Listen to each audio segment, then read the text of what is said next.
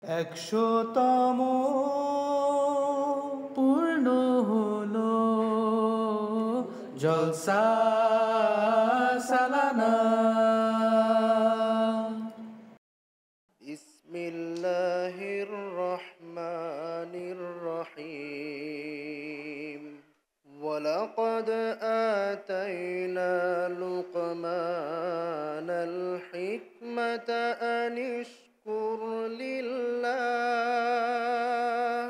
ওয়া মান ইয়াশকুর ফাইন্নামা ইয়াশকুরু লিনাফসিহি ومن كفر فإن الله غني حميد وإذ قال لقمان لابنه وهو يعظه يا بني لا تشرك بالله إن الشرك لظلم عظيم ووصينا الإنسان بوالديه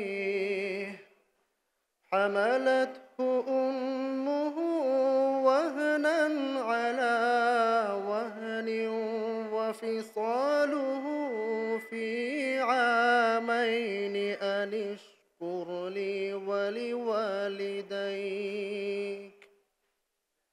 إلي المصير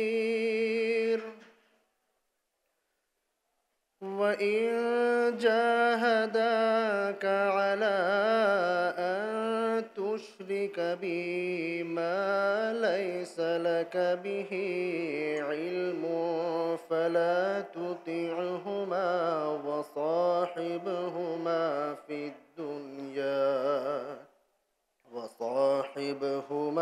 في الدنيا معروفا واتبع سبيل من أناب إلي ثم إلي مرجعكم فأنبئكم بما كنتم تعملون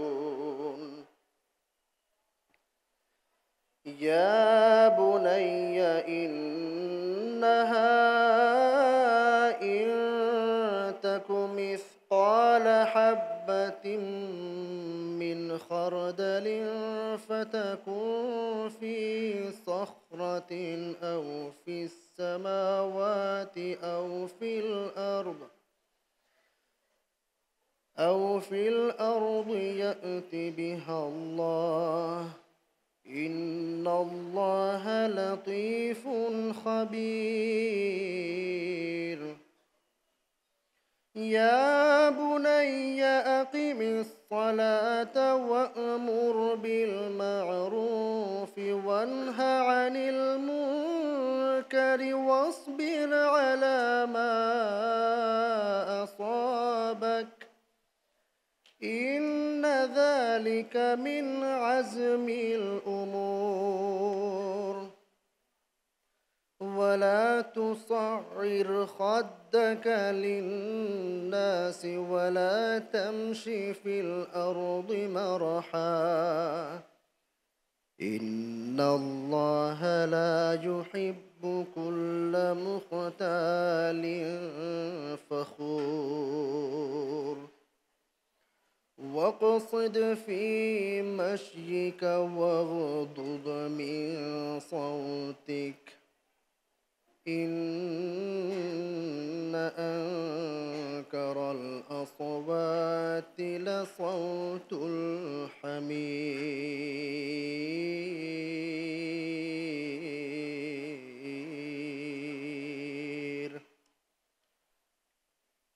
সূরা আল লুকমান এর আয়াত 13 থেকে 20 পর্যন্ত তেলাওয়াত করা হলো। এখন এর অনুবাদ আপনাদের সামনে পেশ করছি।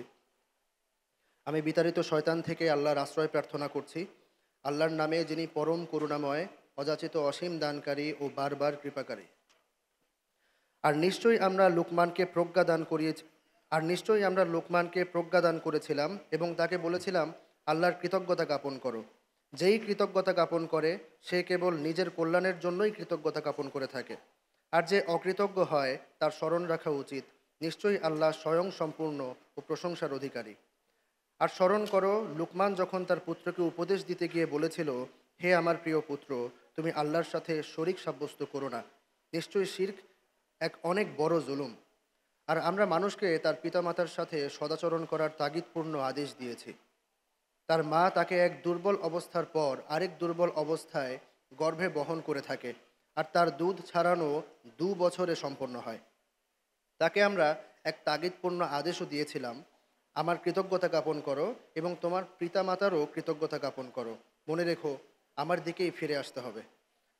আর যার সম্পর্কে তোমার কোনো জ্ঞান নেই তাকে আমার শরিক সাব্যস্ত করতে তারা উভয়ে অর্থাৎ পিতামাতা তোমাকে পীড়াপিড়ি করলে তুমি তাদের আনুগত্য করবে না, তবে তাদের উভয়ের সাথে সঙ্গত রীতিনীতি অনুযায়ী পার্থিব বিষয়ে সদাচরণ অব্যাহত রাখবে এবং সেই ব্যক্তির পথ অনুসরণ করবে যে আমার দিকে বিনত হয়। এরপর আমার দিকেই তোমাদের ফিরে আসতে হবে, তখন তোমাদের কৃতকর্ম সম্পর্কে আমি তোমাদের অবহিত করব। হে আমার প্রিয় পুত্র, সরিষা বীজ পরিমাণ কোনো কর্ম কোনো পাথরে চাপা পড়ে থাকলে তা আকাশসমূহে বা পৃথিবীতে যেখানেই পড়ে থাকুক আল্লাহ তা অবশ্যই প্রকাশ করে দিবেন। নিশ্চয়ই আল্লাহ অতি সূক্ষ্মদর্শী ও সবিশেষ অবহিত। হে আমার প্রিয় পুত্র, নামাজ কায়েম করো, উত্তম কাজের আদেশ দাও, মন্দ বিষয়ে নিষেধ করো এবং তোমার কোনো বিপদ এলে তাতে ধৈর্য ধরো। নিশ্চয়ই এটি অতি গুরুত্বপূর্ণ বিষয়গুলোর অন্তর্ভুক্ত। আর অহংকার বশে মানুষকে অবজ্ঞা করো না এবং ঔদ্ধত্যের সাথে পৃথিবীতে চলাফেরা করো না। আল্লাহ কোনো অহংকারী ও দাম্ভিককে পছন্দ করেন না। আর তোমার চলাফেরায় মধ্যপন্থা অবলম্বন করো এবং তোমার কণ্ঠস্বর নিচু রাখো। নিশ্চয়ই সবচেয়ে অপ্রীতিকর স্বর হলো গাধার স্বর। 100তম পূর্ণ হলো জলসা সালানা।